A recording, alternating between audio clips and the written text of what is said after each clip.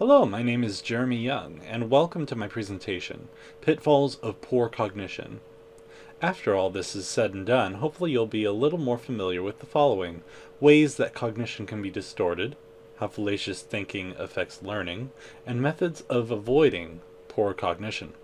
The problem that this presentation addresses is distorted thinking. The first hurdle that we have to get over is the fact that we can't trust our memories. People have a propensity to have their memories fit how they see the world now, and can alter them quite easily. Testing with some sort of objective criteria is a good way to evaluate the reliability of a particular set of memories. Confirmation bias makes it likely for people to identify information that matches their views, but not notice information that conflicts with those views. Cognitive dissonance compounds this issue by making it difficult to accept new information, even when forced to confront it if that new information conflicts with views that you hold dear. When people give their lives meaning, that sometimes causes them to observe patterns that are coincidental and interpret them as meaningful. The more people are attached to this meaning, the more they become convinced of these illusions. If someone believes that texting while driving is perfectly safe and ignores evidence to the contrary, they could die in a car crash.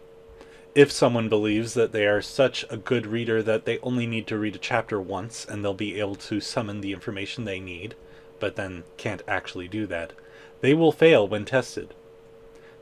This problem is not self-correcting, even in the latter, less fatal case.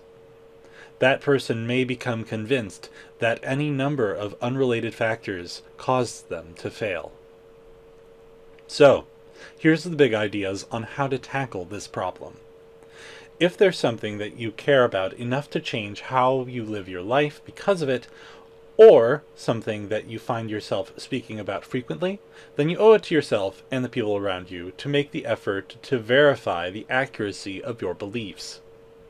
Peer review involves allowing your work to undergo scrutiny by peers in your field.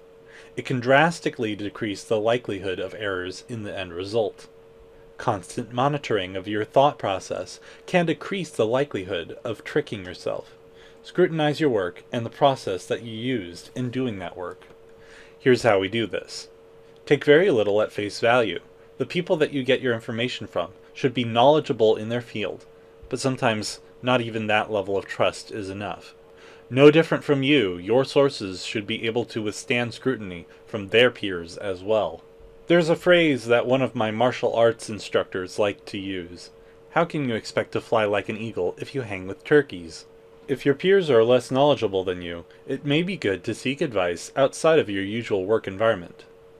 In conclusion, use metacognition to recognize biases and halt fallacious thinking. If you have no peers evaluating your work, or are not using reliable sources, or have no sources, then you are vulnerable to errors. Thank you for your time.